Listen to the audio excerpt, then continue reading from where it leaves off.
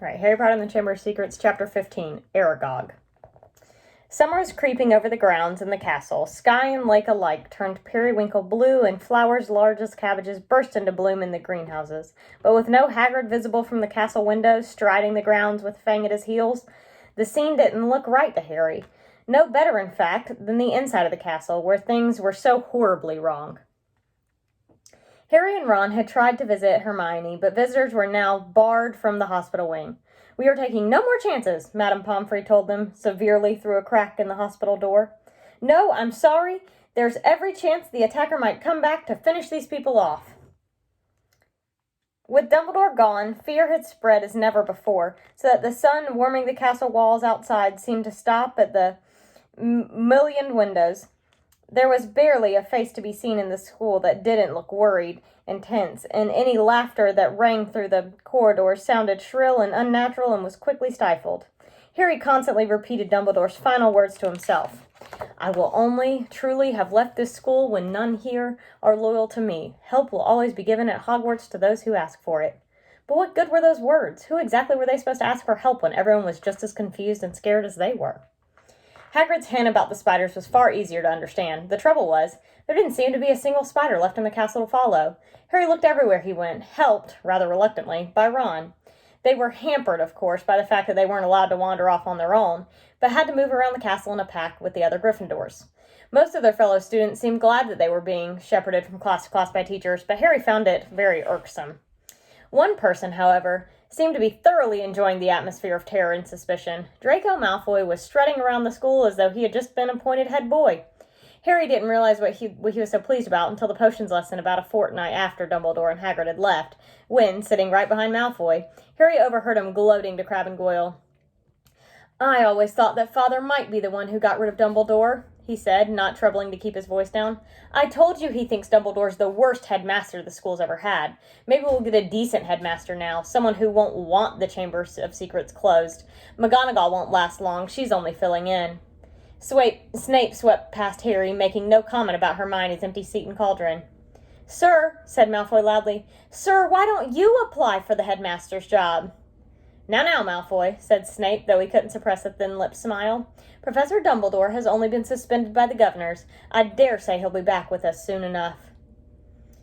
"Yeah, right," said Malfoy, smirking. "I expect you'd have Father's vote, sir, if you wanted to apply for the job. I'll tell Father you're the best teacher here, sir."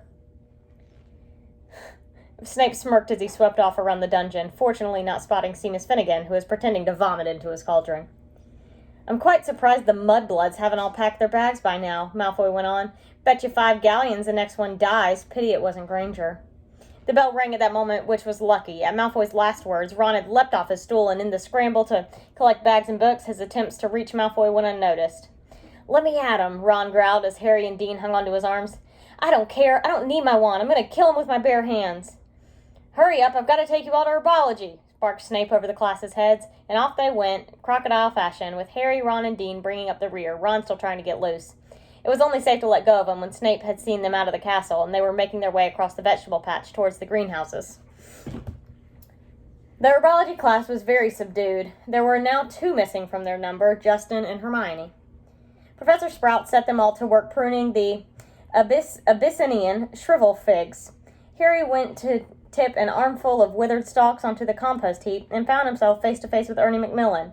Ernie took a deep breath and said, very formally, "I just want to say, Harry, that I'm sorry I ever suspected you. I know you'd never attack Hermione Granger, and I apologize for all the stuff I said. We're all in the same boat now, and, well..." He held out a pudgy hand, and Harry shook it. Ernie and his friend Hannah came to work at the same shrivel fig as Harry and Ron. "That Draco Malfoy character," said Ernie, breaking off dead twigs. "He seems very pleased about all this, doesn't he? Do you know, I think he might be Slytherin's heir." "That's clever of you," said Ron, who didn't seem to have forgiven Ernie as readily as Harry.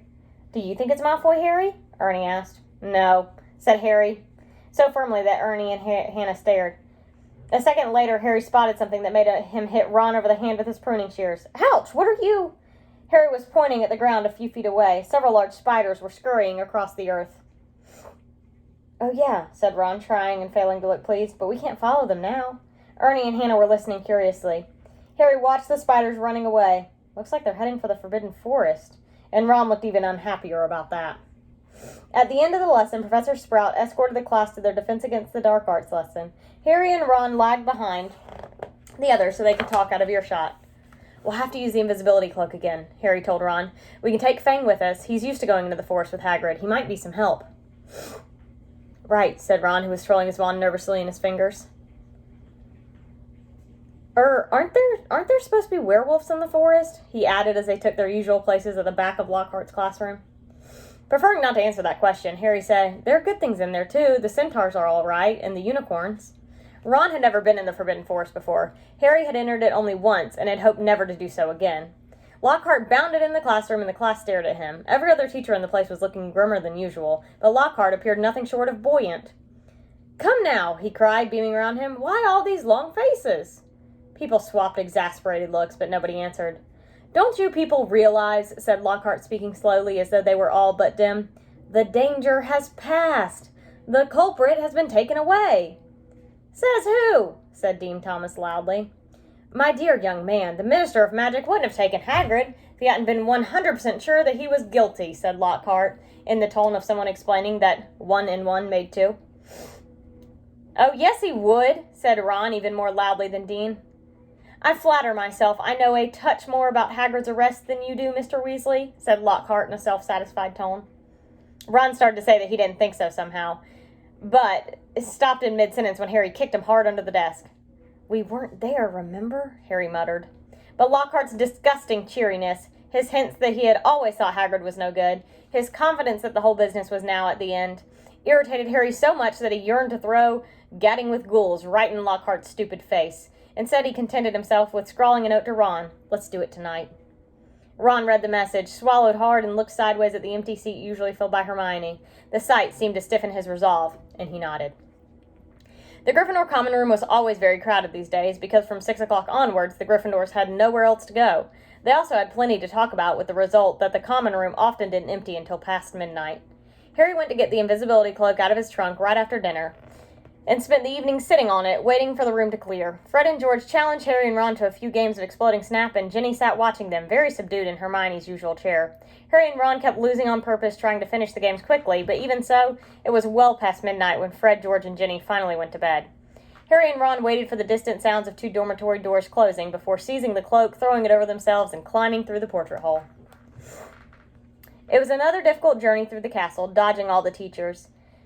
At last, they reached the entrance hall, slid back the lock on the oak front doors, squeezed between them, trying to stop any creaking, and stepped out into the moonlit grounds. Of course, said Ron abruptly as they strode across the black grass. We might get to the forest and find there's nothing to follow. The spiders might not have been going there at all. I know it looked like they were moving in that sort of general direction, but... His voice trailed away hopefully. They reached Hagrid's house, sad and sorry-looking with its blanket windows. When Harry pushed the door open, Fang went mad with joy at the sight of them. Worried he might have wake everyone in the castle with his deep, booming barks, they hastily fed him a treacle fudge from a tin on the mantelpiece, which glued his teeth together. Harry left the invisibility cloak on Hagrid's table. There would be no use for it in the pitch-dark forest. Come on, Fang, we're going for a walk, said Harry, patting his leg, and Fang bounded happily out of the house behind them, dashed to the edge of the forest, and lifted his leg against a large sycamore tree. Harry took out his wand, murmured, Lumos, and a tiny light appeared at the end of it, just enough to let them watch the path for the signs of spiders. Good thinking, said Ron. I'd light mine too, but, it'd probably blow up or something. Harry tapped Ron on the shoulder, pointing at the grass. 2 solitary spiders were hurrying away from the wand light into the shade of the trees.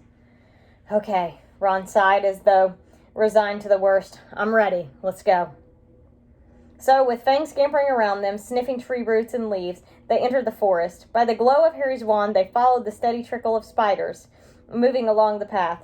They walked for about 20 minutes, not speaking, listening hard for noises other than breaking twigs and rustling leaves.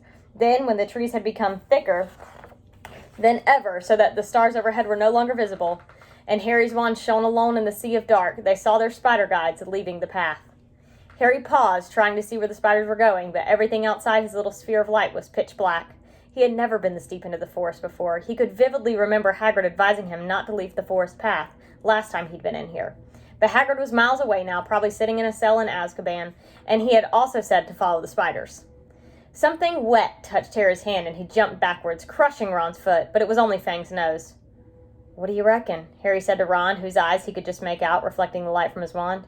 "We've come this far," said Ron. So they followed the darting shadows of the spiders into the trees. They couldn't move very quickly now. There were tree roots and stumps in their way, barely visible in the near blackness. Harry could feel Fang's hot breath on his hand. More than once they had to stop so that Harry could crouch down and find the spiders in the wand light. They walked for what seemed like at least half an hour, their robes snagging on low-slung branches and brambles. After a while, they noticed that the ground seemed to be sloping downwards, though the trees were as thick as ever. Then Fang suddenly let loose a great echoing bark, making both Harry and Ron jump out of their skins. "What?" said Ron loudly, looking around at the pitch dark and gripping Harry's elbow very hard. "There's something moving over there," Harry breathed. "Listen. Sounds like something big." They listened. Some distance to their right, the something big was snapping branches as it carved a path through the trees. "Oh, no," said Ron. "Oh, no. Oh, shut up," said Harry frantically. "It'll hear you." "Hear me?" said Ron in a naturally high voice. "It's already heard Fang." The darkness seemed to be pressing on their eyeballs as they stood, terrified, waiting. There was a strange rumbling noise and then silence. "What do you think it's doing?" said Harry. "Probably getting ready to pounce," said Ron. They waited, shivering, hardly daring to move. "Do you think it's gone?" Harry whispered. "I don't know."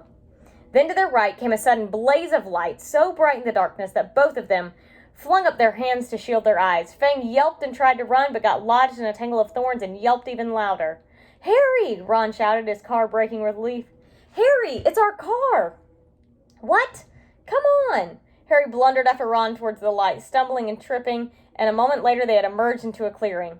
Mr. Weasley's car was standing, empty, in the middle of a circle of thick trees under a roof of dense branches, its headlamps ablaze. As Ron walked, open-mouthed, towards it, it moved slowly towards him, exactly like a large turquoise dog greeting its owner. "It's been here all the time," said Ron, delightedly, walking around the car. "Look at it, the forest has turned it wild." The wings of the car were scratched and smeared with mud. Apparently it had taken to trundling around the forest on its own. Fang didn't seem at all keen on it. He kept close to Harry, who could feel him quivering, his breathing slowing down again. Harry stuffed his wand back in his robes. "And we thought it was going to attack us," said Ron, leaning against the car and patting it. "I wondered where it had gone." Harry squinted around on the floodlit ground for signs of more spiders, but they had scuttled away from the glare of all the headlights. "We've lost the trail," he said. "Come, let's go and find them." Ron didn't speak. He didn't move. His eyes were fixed on a point some 10 feet above the forest floor, right behind Harry. His face was livid with terror. Harry didn't even have time to turn around. There was a loud clicking noise, and suddenly he felt something long and hairy seize him around the middle and lift him off the ground, so that he was hanging face down. Struggling, terrified, he heard more clicking and saw Ron's legs leave the ground too. Heard Fang whimpering and howling. Next moment, he was being swept away into the dark trees. Head hanging, Harry saw what had hold of him was marching on 6 immensely long, hairy legs, the front 2 clutching him tightly below a pair of shining black pincers. Behind him, he could hear another of the creatures, no doubt carrying Ron. They were moving into the very heart of the forest. Harry could hear Fang fighting to free himself from a third monster, whining loudly, but Harry couldn't have yelled even if he had wanted to. He seemed to have left his voice back with the car in the clearing. He never knew how long he was in the creature's clutches. He only knew that the darkness suddenly lifted enough for him to see that the leaf-strewn ground was now swarming with spiders. Craning his neck...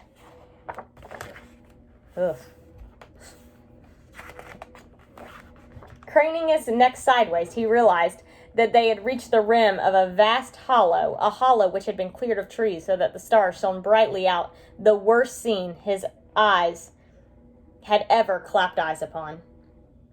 Spiders. Not tiny spiders like those surging over the leaves below. Spiders the size of cart horses, 8-eyed, 8-legged, black, hairy, gigantic.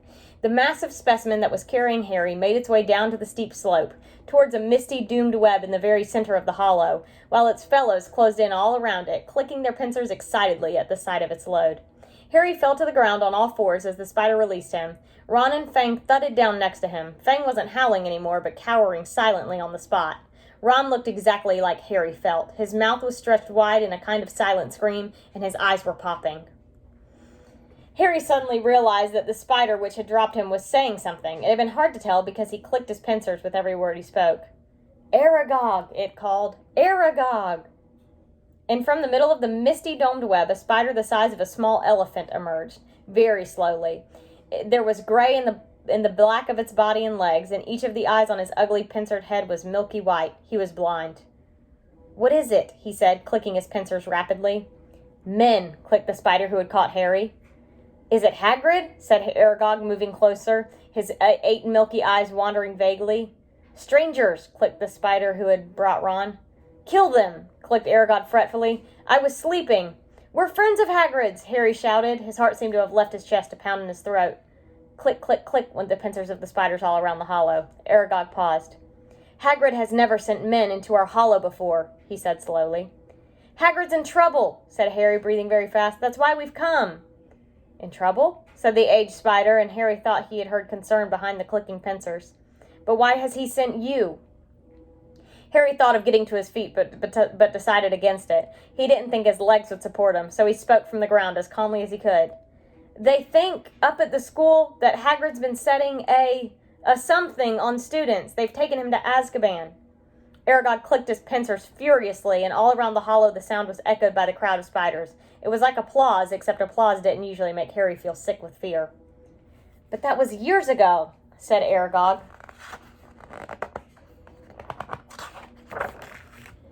Said Aragog fretfully. "Years and years ago. I remember it well. That's why they made him leave the school. They believed that I was the monster that dwells in what they call the Chamber of Secrets. They thought that Hagrid had opened the chamber and set me free." "And you didn't come from the Chamber of Secrets?" said Harry, who could feel cold sweat on his forehead. "I," said Aragog, clicking angrily, "I was not born in the castle. I come from a distant land. A traveler gave me to Hagrid when I was an egg. Hagrid was only a boy, but he cared for me, hidden in a cupboard in the castle, feeding me on scraps from the table. Hagrid is my good friend, and a good man. When I was discovered and blamed for the death of a girl, he protected me. I've lived here in the forest ever since, where Hagrid still visits me. He even found me a wife, Mosag, and you even see how our family has grown, all through Hagrid's goodness." Harry summoned what remained of his courage. "So you never attacked anyone?" "Never," croaked the old spider. "It would have been my instinct, but from respect of Hagrid, I never harmed a human. The body of the girl who was killed was discovered in a bathroom. I never saw any part of the castle but the cupboard in which I grew up. Our kind like the dark and quiet." "But then, do you know what did kill that girl?" said Harry, "because whatever it is back and attacking people again." His words were drowned by a loud outbreak of clicking and the rustling of many long legs shifting angrily. Large black shapes shifted around them. "The thing that lives in the castle," said Aragog, "is an ancient creature we spiders fear above all others. Well do I remember how I pleaded with Hagrid to let me go when I sensed the beast moving about the school." "What is it?" said Harry urgently. More loud clicking, more rustling, the spiders seemed to be closing in. "We do not speak of it," said Aragog fiercely. "We do not name it. I never even told Hagrid the name of that dread creature, though he asked me many times." Harry didn't want to press the subject, not with the spiders pressing closer on all sides. Aragog seemed to be tired of talking. He was backing slowly in his domed web, but his fellow spiders continued to inch slowly towards Harry and Ron. "We'll just go then," Harry called desperately to Aragog, hearing leaves rustling behind him. "Go?" said Aragog slowly. "I think not. But, my sons and daughters do not harm Hagrid on my command, but I cannot deny them fresh meat when it wanders so willingly into our midst.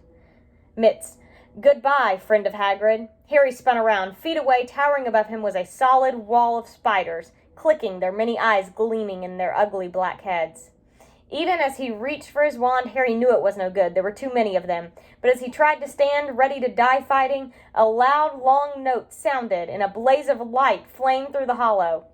Mr. Weasley's car was thundering down the slope, headlamps glaring, its horns screeching, knocking spiders aside. Several were thrown onto their backs, their endless legs waving in the air. The car screeched to a halt in front of Harry and Ron, and the doors flew open. "Get Fang!" Harry yelled, diving into the front seat. Ron seized the boarhound round the middle and threw him, yelping, into the back of the car. The door slammed shut. Ron didn't touch the accelerator, but the car didn't need him. The engine roared and they were off, hitting more spiders. They sped up the slope, out of the hollow, and they were soon crashing through the forest, branches whipping the windows as the car wound its way cleverly through the widest gaps, following a path it obviously knew. Harry looked sideways at Ron. His mouth was still open in a silent scream, but his eyes weren't popping anymore. "Are you okay?" Ron stared straight ahead, unable to speak. They smashed their way through the undergrowth, Fang howling loudly in the back seat, and Harry saw the wing mirror snap off as they squeezed past a large oak. After 10 noisy, rocky minutes, the trees thinned, and Harry could see patches of sky. The car stopped so suddenly that they were nearly thrown into the windscreen. They had reached the edge of the forest. Fang flung himself at the window in his anxiety to get out, and when Harry opened the door, he shot off through the trees to Hagrid's house, tail between his legs. Harry got out too, and after a minute or so, Ron seemed to regain the feeling in his limbs and followed, still stiff-necked and staring. Harry gave the car a grateful pat as it reversed back into the forest and disappeared from view. Harry went back into Hagrid's cabin to get the invisibility cloak. Fang was trembling under a blanket in his basket. When Harry got outside again, he found Ron being violently sick in the pumpkin patch. "Follow the spiders," said Ron weakly, wiping his mouth on his sleeve. "I'll never forgive Hagrid. We're lucky to be alive." "I bet he thought Aragog wouldn't hurt friends of his," said Harry. "That's exactly Hagrid's problem," said Ron, thumping the wall of the cabin. "He always thinks monsters aren't as bad as they're made out, and look where it's got him, a cell in Azkaban." He was shivering uncontrollably now. "What was the point of sending us in there? What have we found out, I'd like to know?" "That Hagrid never opened the Chamber of Secrets," said Harry, throwing the cloak over Ron and prodding him in the arm to make him walk. "He was innocent." Ron gave a loud snort. Evidently, hatching Aragog out in a cupboard wasn't his idea of being innocent. As the castle loomed nearer, Harry twitched the cloak to make sure their feet were hidden, then pushed the creaking front door ajar. They walked carefully back across the entrance hall and up the marble staircase, holding their breath as they passed the corridors where watchful sentries were walking. As they reached the safety of Gryffindor Common Room, where the fire had burned itself into glowing ash, they took off the cloak and climbed the winding staircase to their dormitory. Ron fell into his bed without bothering to get undressed. Harry, however, didn't feel very sleepy. He sat on the edge of his four-poster, thinking hard about everything Aragog had said. The creature that was lurking somewhere in the castle, he thought, sounded like a sort of monster Voldemort. Even other monsters didn't want to name it. But he and Ron were no closer to finding out what it was or how it petrified its victims. Even Hagrid had never known what was in the Chamber of Secrets. Harry swung his legs up onto his bed and leaned back against his pillows, watching the moon glinting at him through the tower window. He couldn't see what else they could do. They had hit dead ends everywhere. Riddle had caught the wrong person, the heir of Slytherin had got off, and no one would tell whether it was the same person or a different one who had opened the chamber this time. There was nobody else to ask. Harry lay down, still thinking about what Aragog said. He was becoming drowsy when what seemed like their very last hope occurred to him, and he suddenly sat bolt upright. "Ron!" he hissed through the dark. "Ron!" Ron woke up with a yelp like Fang, stared wildly around, and saw Harry. "Ron! That girl who died. Aragog said she was found in a bathroom," said Harry, ignoring Neville's snuffling snores from the corner. "What if she never left the bathroom? What if she's still there?" Ron rubbed his eyes, frowning through the moonlight, and then he understood. "You don't think. Not Moaning Myrtle."